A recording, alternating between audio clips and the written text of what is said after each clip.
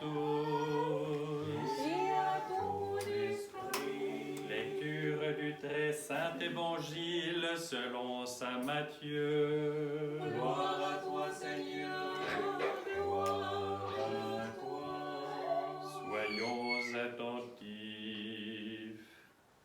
En ce temps-là, Jésus vint de Galilée au Jourdain auprès de Jean pour se faire baptiser par lui.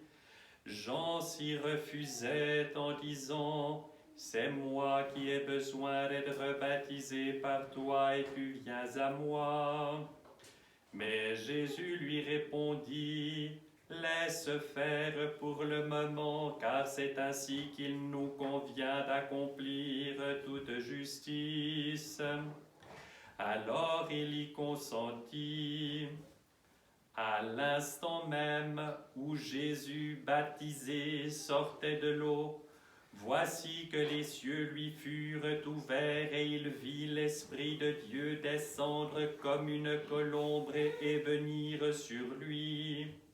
Et voici que du ciel se fit entendre une voix: « Celui-ci est mon Fils bien-aimé, en lui j'ai mis toute mon affection. » Gloire à toi, Seigneur, gloire à toi.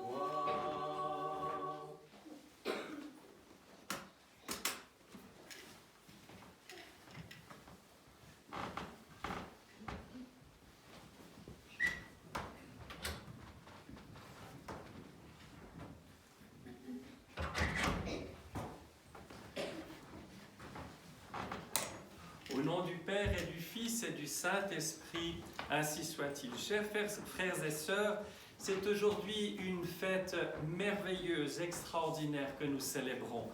La fête du baptême du Seigneur.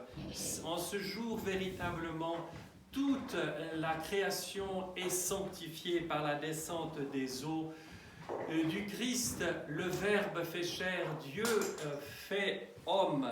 Et c'est quelque chose de merveilleux parce que cela préfigure notre propre baptême où, avec le Christ, nous passons de la mort à la vie.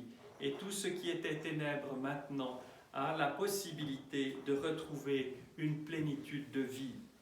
Et je vais vous lire simplement ce qui est tellement beau toujours, ce sont les paroles véritablement de ce Saint Jean Chrysostome de notre temps, c'est-à-dire les paroles de Saint Nicolas de Gytcha sur la théophanie.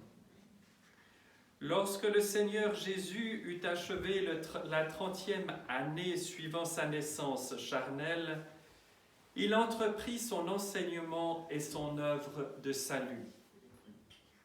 Il marqua le tout début du commencement par son baptême dans le Jourdain.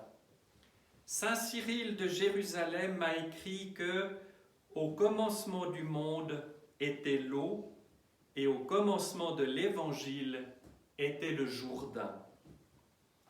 Lors du baptême du Seigneur dans l'eau fut révélé au monde un mystère qui avait été prédit dans l'Ancien Testament et au sujet duquel on avait fabulé dans l'Égypte ancienne et en Inde, c'est-à-dire le mystère de la Sainte Trinité de Dieu.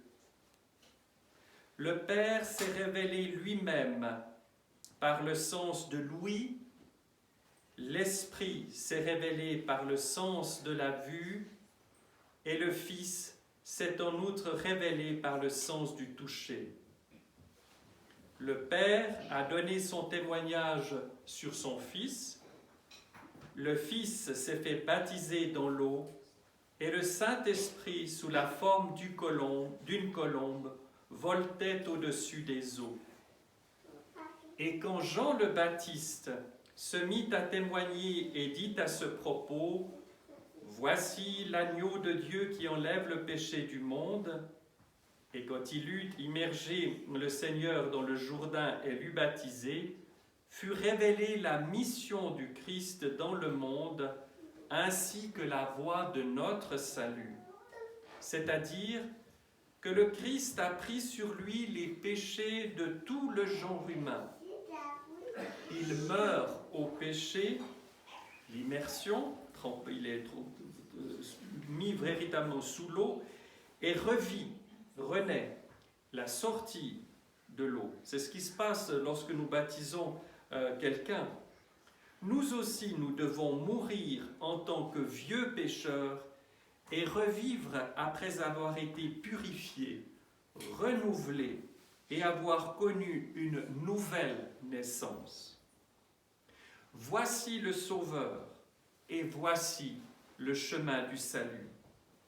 La fête de la théophanie, du baptême du Christ, porte aussi le nom d'illumination, car l'événement survenu dans le Jourdain nous illumine en nous révélant Dieu en tant que Trinité consubstantielle et indivise.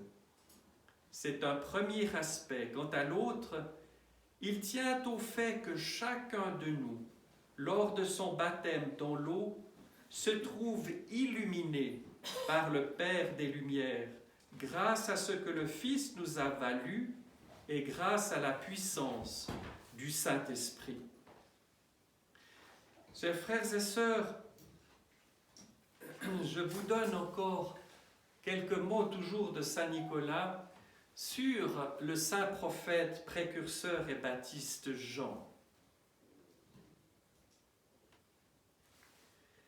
L'événement capital de la vie de Jean ayant eu lieu le jour de la théophanie, l'Église, donc ça c'est ce que nous commémorerons demain, mais la personne de Saint Jean est tellement importante que je vous en donne la lecture aujourd'hui.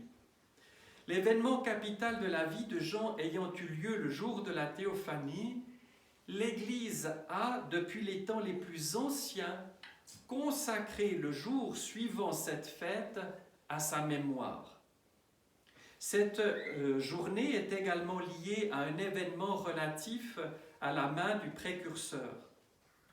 L'évangéliste Luc avait en effet souhaité transférer le corps de Jean de Sébaste, ville où le grand prophète avait été décapité par Hérode, vers sa ville natale d'Antioche. Mais il ne réussit à acquérir qu'une seule main du prophète, qu'il transporta à Antioche, où elle fut conservée jusqu'au Xe siècle. On la transféra alors à Constantinople, d'où elle disparut sous l'occupation turque. Heureux Jean le Baptiste, car il accomplit l'Évangile avant l'Évangile. Retiré dans le désert, il se confia entièrement à la volonté de Dieu, corps et âme.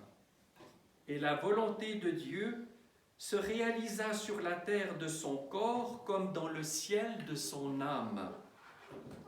Ni la faim, ni les bêtes sauvages ne blessèrent son corps tout au long des nombreuses années dans le désert, ni le désespoir ne blessa son âme en raison de la solitude, ni l'orgueil en raison des visions célestes. Il ne demanda aux hommes ni nourriture, ni savoir. Dieu lui donna tout ce qui lui était nécessaire, car il s'était entièrement soumis à la volonté de Dieu. Il n'orienta pas davantage ses pas, ni dans le désert, ni hors du désert. Un invisible timon d'en haut dirigeait sa vie. Car quand il dut sortir du désert et partir à la rencontre du Seigneur, il est dit, la parole de Dieu fut adressée à Jean. Et l'Évangile selon saint Luc.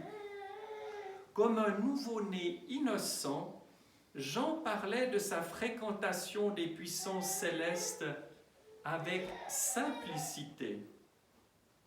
Et moi, je ne le connaissais pas, c'est-à-dire le Christ.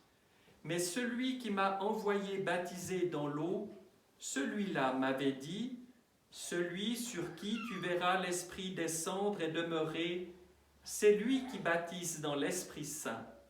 Et moi j'ai vu, et je témoigne que celui-ci est le Fils de Dieu. Et ça nous est rapporté par l'Évangile selon saint Jean. Avec quelle douceur et quelle simplicité il parlait des choses célestes.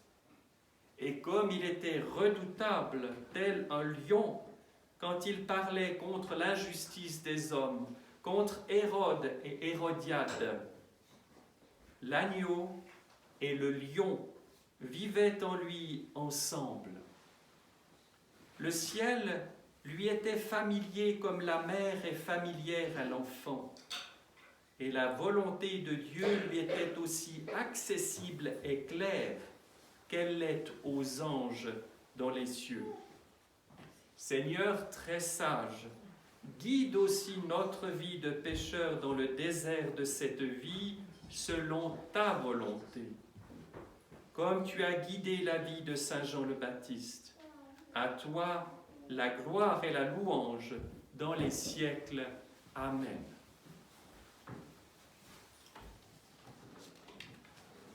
Et bonne fête à tous.